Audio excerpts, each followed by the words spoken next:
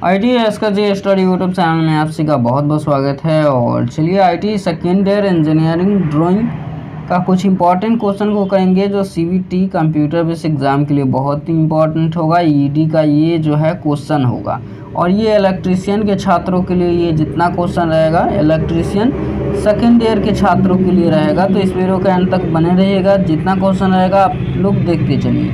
Question आपसे क्या पूछ रखा है, ट्रांजिस्टर में 3 टर्मिनल होते हैं, एमीटर बेस और डैश कौन होते हैं। देखिए ट्रांजिस्टर में 3 टर्मिनल होते हैं, एमीटर होते हैं, बेस होते हैं और कनेक्टर होते हैं। ध्यान में रखिएगा 4 ऑप्शन दिया गया है, तो यहाँ पे 3 टर्मिनल होते हैं जिसमें 2 टर्मिनल दे दिया गया है और तीसरा टर्मिनल आपको बताना है। तो तीसरा होता है कनेक्टर। ट्रांजिस्टर में 3 टर्मिनल होते हैं, एमीटर, बेस और कनेक्टर। ध्यान में रखिएगा, ठीक है। अगला क्वेश्चन देख लीजिए। देखिए यहाँ पे नंबरिंग नहीं दिया गया है तो उस पर आपको ध्यान नहीं देना है। जो क्वेश्चन है आप लोग उसको ध्यान दीजिए और याद कीजिए, ठीक है। क्वेश्चन पूछ रखा है, ये सभी इलेक्ट्रीशियन के छात्रों के लिए रहेगा, सेकेंड ईयर के छात्रों के लिए ये इंजीनियरिंग ड्राइंग का सवाल रहेगा, ठीक है। सेकेंड ईयर में ज़्यादा क्वेश्चन नहीं, आपसे 6 क्वेश्चन ही पूछा जाएगा, वो भी ट्रेड थ्योरी में दे दिया जाएगा। ये 6 क्वेश्चन इंजीनियरिंग ड्राइंग का डाल दिया जाएगा, ठीक है। और आप लोग चैनल पर नए हो तो सब्सक्राइब ज़रूर कर लीजिएगा, अगला वीडियो अपडेट हो मिलता रहे। और इसके पहले वाला आप लोग क्लास नहीं देखे हैं तो चैनल को प्लेलिस्ट में चले जाइए, मिल जाएगा। क्वेश्चन पूछ रखा है, डीसी जनरेटर में ब्रश किस धातु के बने होते हैं। देखिए जो डीसी जनरेटर होता है उसका जो ब्रश होता है वो किस धातु का बना होता है, कॉपर का, ग्रेफाइट का, सभी का या कार्बन का। तो ध्यान में रखिएगा कार्बन का बना होता है, ठीक है। डीसी जनरेटर में जो ब्रश होता है वो कार्बन धातु का बना होता है। अगला क्वेश्चन है आप सभी के सामने, यहाँ पे देख लीजिए। एक ट्रांसफार्मर को आपको पहचानना है, ठीक है। चित्र में प्रदर्शित ट्रांसफार्मर को पहचानिए। देखिए आपके साथ ही ये जो है PT है, देख लीजिए PT ट्रांसफार्मर, पोटेंशियल ट्रांसफार्मर, ठीक है। देख लीजिए 3 ऑप्शन है यहाँ पे। और ये जो है देख लीजिए 3 फेस AC सिस्टम गया है यहाँ से, जिसमें सिंगल फेज लिया गया है।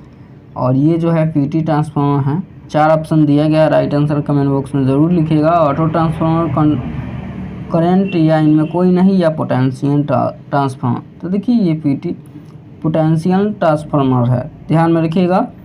अगला क्वेश्चन आप सभी के सामने है, चित्र में प्रदर्शित आरेख का क्या नाम है। देखिए ये आरेख का नाम बताना है। आप लोगों ने ट्रेड थ्योरी में भी पढ़ा होगा कि ये जो है आप लोगों ने स्टार और डेल्टा आप लोगों ने पढ़ा होगा, ठीक है। स्टार कौन होता है, स्टार किस तरीके से होता है, तो इस तरीके से होता है। आप लोगों ने स्टार बनाया होगा, स्टार कनेक्शन भी आप लोगों ने किया होगा ऐसे स्क्रीन पर, तो यहाँ पे नहीं चल पाएगा। ये स्टार हो गया, ठीक है। ये स्टार हो गया और ये स्टार हो गया और डेल्टा ये हो गया, ठीक है। तो यहाँ पे ये जो कनेक्शन दिया गया है ये कौन सा है, तो ये डेल्टा कनेक्शन है, ठीक है। डेल्टा कनेक्शन, ये ध्यान में रखिए। अगला क्वेश्चन आप सभी के सामने है, रिक्सल। यहाँ पे देख लीजिए, यहाँ पे क्वेश्चन पूछ रखा है, स्क्विरल केज इंडक्शन मोटर में भाग A का नाम क्या है। स्क्वायरल केज इंडक्शन मोटर में भाग A का नाम क्या है, इसका नाम पूछ रखा है। क्या ये सॉफ्ट है या इनमें कोई नहीं, या आयरन कोर है या रोटर, बताइए ये कौन है। तो ये एक आयरन कोर है, ध्यान में रखिएगा। भाग A जो है ये एक आयरन कोर है, ठीक है। इस क्वेश्चन का राइट आंसर ये हो जाएगा, ठीक है, आयरन कोर।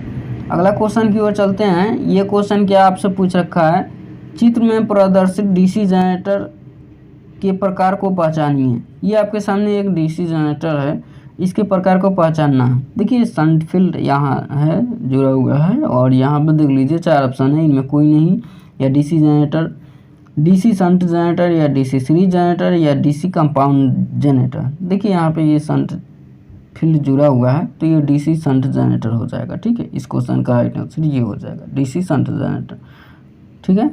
चलिए अगला क्वेश्चन आप लोग याद करते चलिएगा, ऐसे बहुत हार्ड क्वेश्चन नहीं लिए हैं। ये सब क्वेश्चन CBT एग्जाम में पूछा जाता है ज़्यादातर, ठीक है।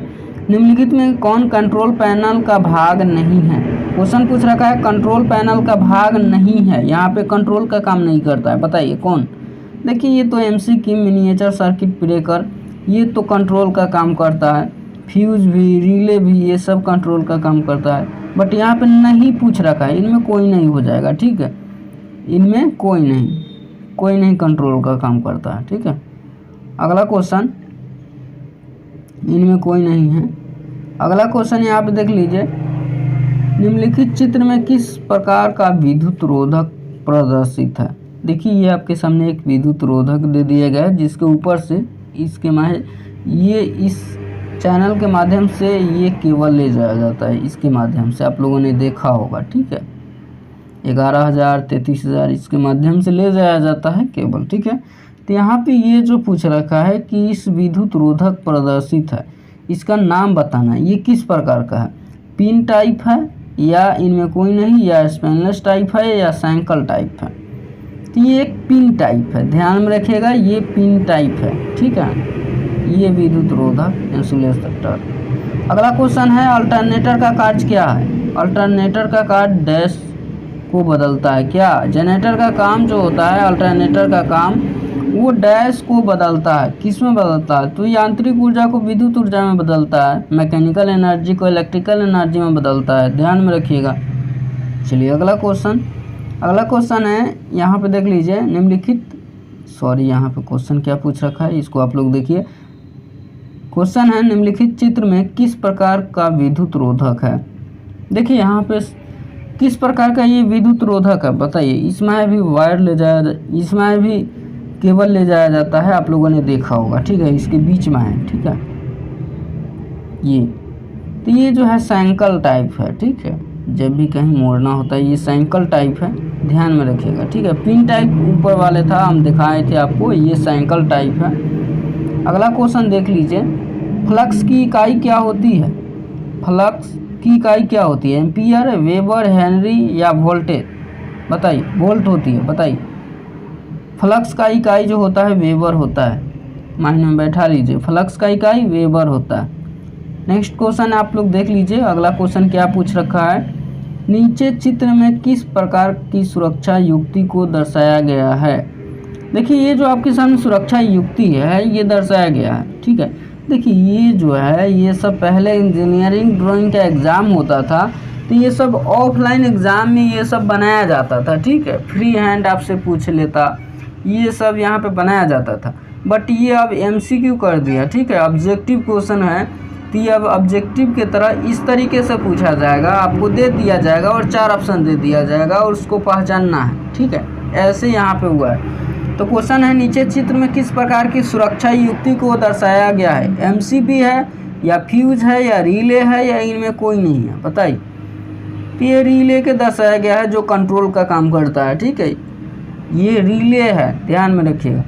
अगला क्वेश्चन यहाँ पे देख लीजिए, चित्र में प्रदर्शित लैंप को पहचानिए। ये एक लैंप है, इसको आपको पहचानना है। ये इस लैंप का नाम क्या है, इनमें कोई नहीं, या फ्लोरोसेंट लैंप है या मरकरी वाष्प लैंप है या सोडियम वाष्प लैंप है। देखिए ये मरकरी वाष्प लैंप कौन है, मरकरी वाष्प लैंप है, ध्यान में रखिए। अगला क्वेश्चन, समय कम है इसलिए जल्द से जल्द कोशिश करेंगे और आप लोग समय रहते जल्द से जल्द तैयारी कर लीजिए। दिए गए ट्रांसफार्मर का नाम क्या है, ये एक ट्रांसफार्मर है और इसका नाम पूछ रखा है, ये स्टेप अप ट्रांसफार्मर है या ऑटो टाइप ट्रांसफार्मर या स्टेप डाउन ट्रांसफार्मर या करंट टाइप ट्रांसफार्मर। आपको बता दें स्टेप अप ट्रांसफार्मर और स्टेप डाउन ट्रांसफार्मर किसे कहते हैं। जैसे कि ये एक प्राइमरी वाइंडिंग है और दूसरा है सेकेंडरी वाइंडिंग। ठीक है, यदि प्राइमरी वाइंडिंगों की संख्या कम रहे और यदि प्राइमरी वाइंडिंगों की संख्या कम रहे और सेकेंडरी वाइंडिंगों की संख्या ज़्यादा रहे तो ये जो है स्टेप अप ट्रांसफार्मर हो जाएगा। यदि प्राइमरी वाइंडिंगों की संख्या ज़्यादा रहे और सेकेंडरी वाइंडिंगों की संख्या कम रहे तो ये स्टेप डाउन ट्रांसफार्मर हो जाता है। तो ये जो आपके सामने ट्रांसफार्मर दिया गया है, ये जो है प्राइमरी वाइंडिंग बहुत कम है और सेकेंडरी वाइंडिंग बहुत ज़्यादा है, तो ये जो है स्टेप अप ट्रांसफार्मर हो जाएगा। ठीक है, ये ध्यान में रखिए आप, स्टेप अप ट्रांसफार्मर हो जाएगा। ठीक है, तो इस क्वेश्चन का राइट आंसर ये स्टेप अप ट्रांसफार्मर। ठीक है, तो यही ट्रांसफार्मर पहले इंजीनियरिंग ड्राइंग में पूछा जाता था। ठीक है, कभी सिंबल के रूप में तो कभी यहाँ पे बनाना होता था फ्री हैंड। अगला क्वेश्चन है यूजेटी का कैथोड कौन सा है? देखिए यूजेटी, कभी कभी आपसे सीबीटी एग्जाम में यूजेटी का फुल फॉर्म पूछ लेगा, ठीक है। तो यूजेटी का फुल फॉर्म होता है यूनि जंक्शन ट्रांजिस्टर होता है, ठीक है। तो यूजेटी का कैथोड कौन सा है, ये आपके सामने यूजेटी का कैथोड कौन सा है पूछ रखा है। देखिए ये हो जाएगा, ठीक है। ये यूजेटी का कैथोड है, ये सर जितना है माइंड में बैठाइए आप लोग। अगला क्वेश्चन है चित्र में प्रदर्शित युक्ति का नाम बताइए आप लोग। ये जो दिया गया है चित्र में प्रदर्शित युक्ति, इसका नाम बताना है। ये सर्किट ब्रेकर है या स्टार डेल्टा स्टार्टर है या डियोटल स्टार्टर है या ऑयल सर्किट ब्रेकर, कौन है? 4 ऑप्शन दिया गया। देखिए ये स्टार डेल्टा स्टार्टर है, क्योंकि यहाँ पे आप लोग देख सकते हो जो ये तो पूरे जो है ये पूरे का आकृति जो है ये स्टार्टर है, ठीक है।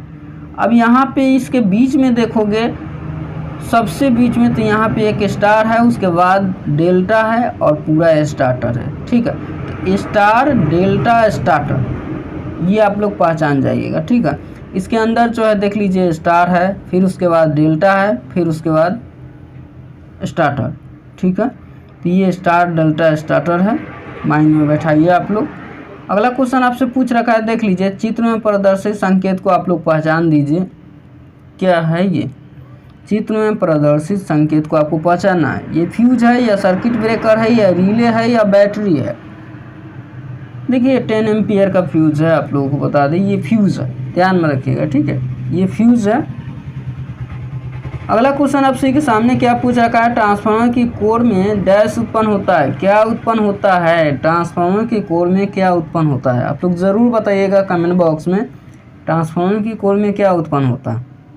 वोल्टेज या विद्युत धारा या विद्युत वाहक बल या प्रतिरोध, क्या उत्पन्न होता है? ये क्वेश्चन आपके ऊपर है, आप लोग ज़रूर बताइए राइट आंसर। तो देखिए हम आपको बता दें, ट्रांसफार्मर की कोर में क्या उत्पन्न होता है, तो EMF electromotive force, EMF electromotive force, ठीक है। ट्रांसफार्मर की कोर में क्या उत्पन्न होता है, तो ईएमएफ होता है इलेक्ट्रोमोटिव फोर्स, जो हम हिंदी में इसको कहते हैं विद्युत वाहक बल। क्या बोलते हैं? विद्युत वाहक बल। आप लोगों को पता चल गया ये ट्रांसफार्मर की कोर में क्या उत्पन्न होता है, तो ईएमएफ इलेक्ट्रोमोटिव फोर्स।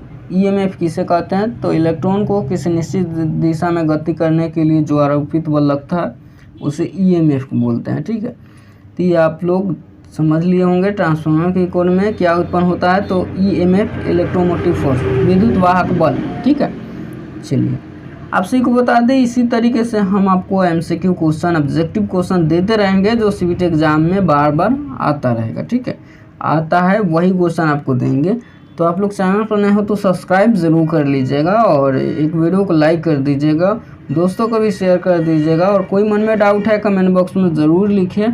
और इलेक्ट्रीशियन के सेकेंड ईयर के छात्रों के लिए था, ऐसे आप फिटर के छात्रों के लिए भी हम लाएंगे और दोनों छात्रों के लिए हम लाएंगे। और चलिए आपका ज़्यादा समय नहीं लेंगे, मिलते हैं नेक्स्ट वीडियो में। वीडियो अंत तक देखने के लिए आपका बहुत बहुत धन्यवाद।